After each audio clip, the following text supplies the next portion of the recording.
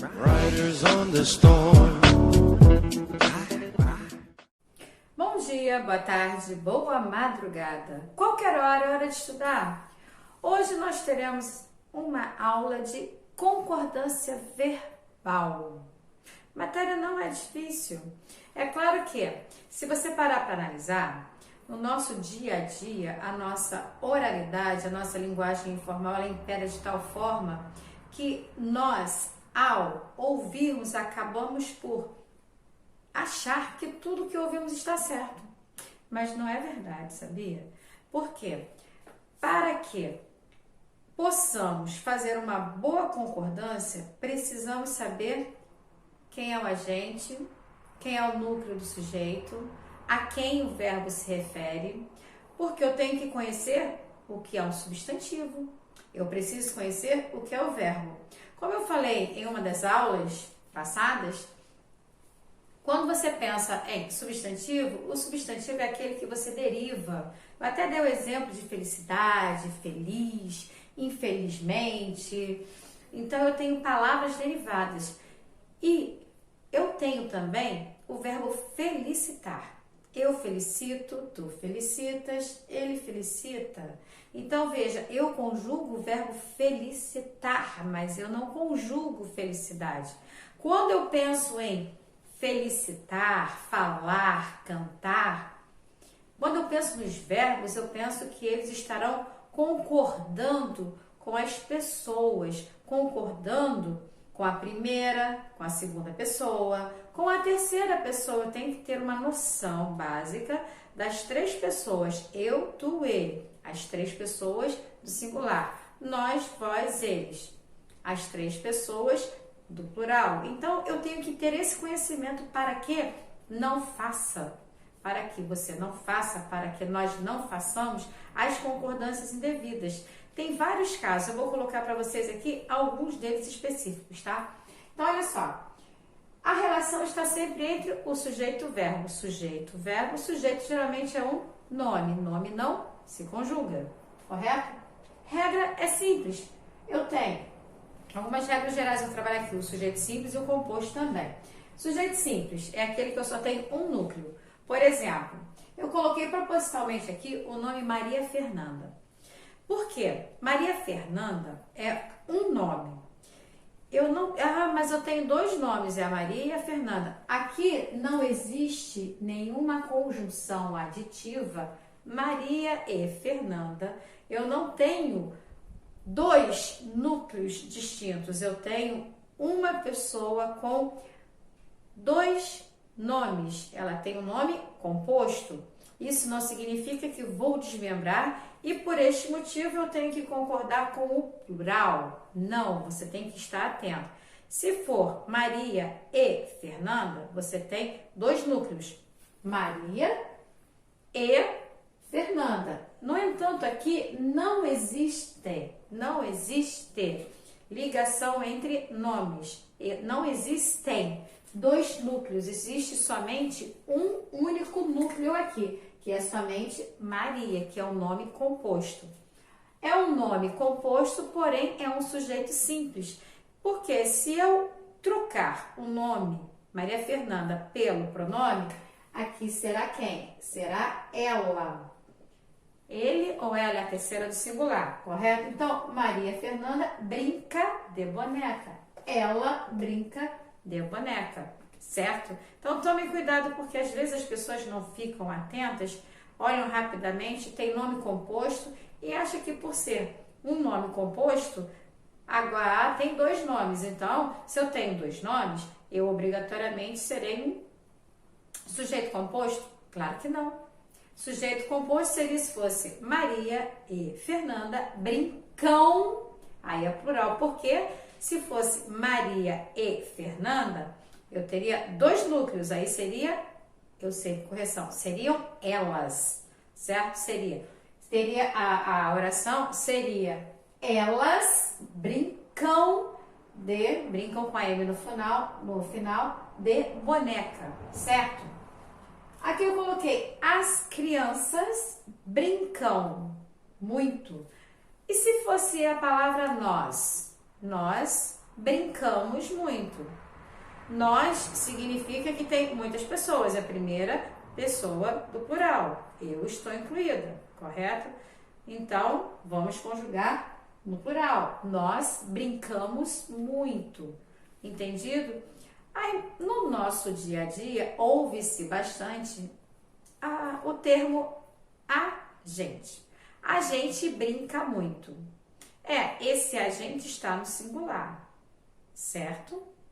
A gente brinca muito. Mas o certo seria nós brincamos muito. Se você for pela linguagem formal, nós brincamos muito.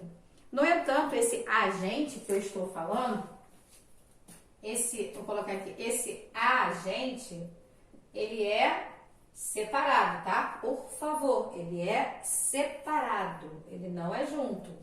A não ser que seja agente sanitário, qualquer que seja, agente publicitário, uma profissão, agente, correto?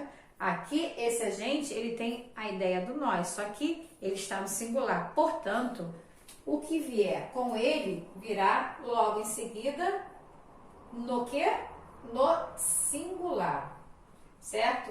A gente, então seria a gente brinca, certo? Porque aqui equivale à terceira pessoa do singular. Consequentemente, o meu verbo aqui, terceira pessoa do singular, certo, gente? Ok? Aí veja, aqui eu trabalhei com sujeito anteposto, né? O verbo vem posposto, correto? Ao meu sujeito, entendido? Anteposto antes, posposto depois. Sujeito composto. Se anteposto pode concordar. Se posposto, concorda. Se anteposto, pode, não está dizendo que concorda sempre. Se posposto, concorda. Aí já está fechado, afirmado. Coloquei aqui um exemplo. Historicamente, a economia e a política andam lado a lado. Olha só, está posposto, está depois, e olha só, eu tenho aqui a economia e eu tenho aqui a política. Eu tenho dois núcleos, portanto, eu sou obrigada a trabalhar com o plural. A economia, e lembra que eu falei da Maria e Fernanda? Eu não botei EA, nem a Maria, nem a Fernanda. Olha aqui o que eu falei, olha a conjunção aditiva que está aparecendo ali para dizer que eu tenho dois núcleos, certo? Para construir grandes obras, não bastam barra significa ou, vontade política e previsão orçamentária. Coloquei como anteposto. E é anteposto porque está antes. Veja só, os verbos aparecem antes de quem? Do sujeito. Aí analisa comigo. Valéria, você colocou dois verbos, tem um no plural, outro no singular. Sim, tem. Mas por que isso? Porque depende, poderá você usar os dois se quiser. Como assim? Olha, se eu estiver me referindo às para construir grandes obras, não bastam, eu concordo com grandes obras, certo? Porém, se eu estiver me referindo aqui à parte política e previsão, que existe o erro, e olha, eu tenho vontade, presta atenção, eu tenho vontade, e eu tenho também previsão. E Valéria, tá errado. Tá certo ou tá errado? Os meus alunos falariam que isso está, de repente, errado, né? Para construir grandes obras, não bastam vontade política e previsão orçamentária. Eu sei, a maioria vai colocar isso aqui, né? Está errado. Sabe por quê? Olha só, olha comigo, presta atenção. Se você pensar bem, esse é o erro que todo mundo tem o hábito de cometer. Sabe por quê? Porque grandes obras eu tenho aqui plural, certo? Aí cai isso numa prova e você vai errar porque você não prestou atenção. e, obviamente, você joga para cá. Mas nessa prova, você terá que apresentar com quem, suponhamos, estará concordando. E aparecerá para vocês aqui com uma luzinha lá piscando, que esse aqui é o que está concordando. Basta concorda com grandes olhos. Está errado. Sabe por quê? Não basta vontade, vontade está no singular. Política e previsão. Não basta vontade e previsão. O que vem posterior a essas palavras estou completando, certo? Mas esse basta no singular, ele está concordando com vontade, assim como também concorda com a previsão. Não basta vontade, política e previsão. Mas quando eu falo bastam, esse bastam concorda com quem? Com a palavra vontade e com a palavra previsão. Porque eu tenho aqui a conjunção aditiva. E a galera pensando que este bastam está concordando com grandes obras, está errado. Entendido isso, gente? Está errado. Aqui eu tenho basta porque está próximo de vontade, eu posso colocar no singular. No entanto, quando eu paro e analiso que eu tenho e conjunção aditiva, eu vejo que eu tenho a vontade, assim como eu também tenho previsão, portanto, plural. Por este motivo, cabe o uso das duas bastam ou bastar. Entendido? Mas, se numa prova no futuro aparecer que estará bastam concordando com grandes obras, está errado. Certo? Fiquem atentos, tá? E esse aqui está anteposto. E logo no início do exercício eu falei que está anteposto. Se está anteposto, os dois verbos, qualquer que seja ele, está antes do meu sujeito. Então, veja, o que basta? Eu sempre ensino, faça a pergunta ao verbo. Quando você pergunta ao verbo, você encontra o sujeito. Então, o que basta aqui? Vontade, política e previsão orçamentária. Eu posso tirar a palavra política, assim como posso retirar a palavra orçamentária. O meu núcleo mesmo aqui do sujeito é vontade e previsão. Entendido?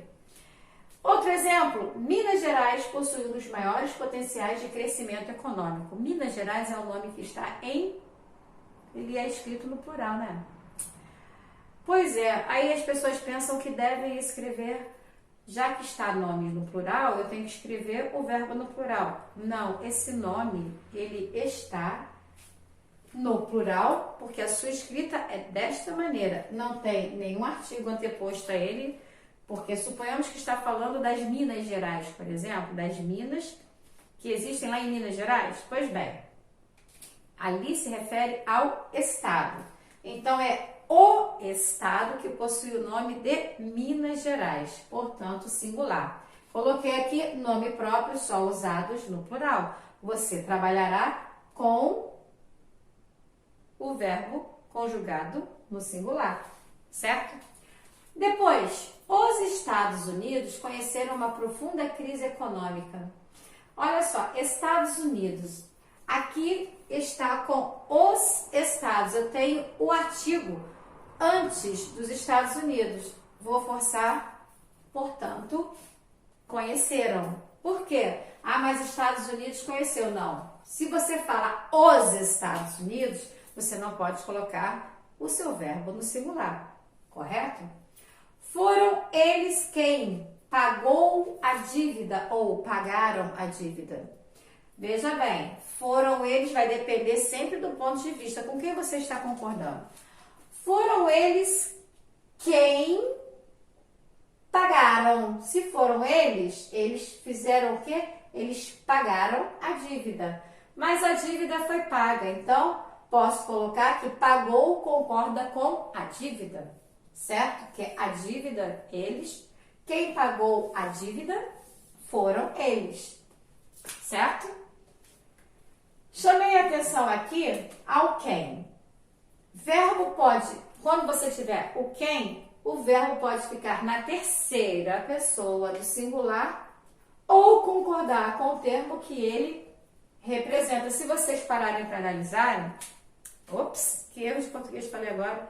Se vocês pararem para analisar, né, quem as pessoas ao redigirem têm a dúvida na hora de escrever se vai para singular ou se vai para plural. O mesmo na hora do falar. Só que no falar vai passando e está tudo bem. Emissor falou, a mensagem foi recebida e decodificada, então está tudo ok. Certo? Linguisticamente tudo ok. Porém, gramaticalmente não. Entendido? Não se esqueçam que a linguística, ela aceita, é aceitável, é adequado. E quando você chega na gramática normativa, é errado. Entendido? Só que, preste atenção, só que quando você usar o quem, o verbo pode ficar na terceira pessoa do singular ou concordar com o termo que ele representa. Você tem possibilidades. Entendido? Certo? Embora esteja colocando ou um ou outro, ainda assim as pessoas formulam errado. Fazer o quê, né? Estudar um pouquinho. Conhecimento não pode parar. Quanto mais você souber, melhor ficará, né? Outro exemplo. Entre os problemas, a segurança é um dos que mais afligem a população. Aí veja só, Valéria, você está falando do plural, sim.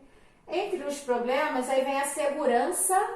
A segurança, ela apareceu aqui no singular. É um dos que, não é quem, é um dos que mais afligem. Mas, Valéria, você está falando da segurança. Sim. É a segurança. Sim. É singular. Sim. Por que o verbo está no plural? Por quê? Porque sempre que aparecer um dos que, apareceu um dos que, você cairá na exceção, porque é um dos que. Dos já tem a ideia do plural, certo? Se eu tenho a ideia aqui do plural, eu venho para o plural. É um dos que, ou seja, esse é um problema. Se você não entendeu, vamos para a interpretação. Simples assim. Como eu sempre falo, tem que interpretar. Se é um dos que, você interpretando, você um dos, opa, tem mais que um. Quantos? Não sei. Botei aqui uma observação. A escolha pela concordância com o núcleo ou com a especificação do núcleo é feita pelo enunciador, aquele que está falando, dependendo da informação que ele quer enfatizar. Então, o que eu quero dizer com isso? Que você tem que interpretar. Quando você interpreta e você entende o que tem a ser enfatizado, o que o enunciador quer que você entenda, você ajusta, acerta toda e qualquer questão. Não é difícil fazer concordância verbal, certo? Próxima aula vamos falar de concordância nominal. Espero que vocês tenham gostado. Galera, até a próxima!